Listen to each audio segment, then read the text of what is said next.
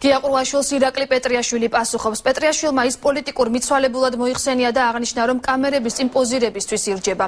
პეტრიაშვილი საქართველოში რკინიგზელების გაფიცვას შეეხო და განაცხადა, რომ დასაქმებული ადამიანები ქუჩაში მძიმე სამუშაო პირობების გამო გამოვიდნენ. პეტრიაშვილი მოუწოდებს გაფიცულებს, რომ თავი შეიკავონ პროტესტის გამოხატვისგან და ახალი მინისტრის გადაწყვეტილებას დაელოდონ.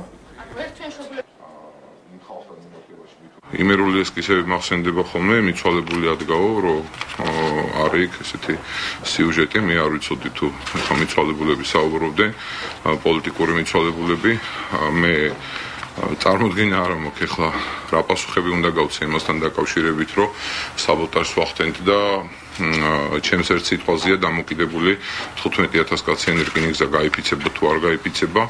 ეს რომ ჩემს სიტყვაზე ყოფილიყო დამოკიდებული, ამას ბევრად უფრო ადრე გავაკეთებდი. იქ სადაც ვახერხებდით, ამას ვახდენით და ვაკეთებდით.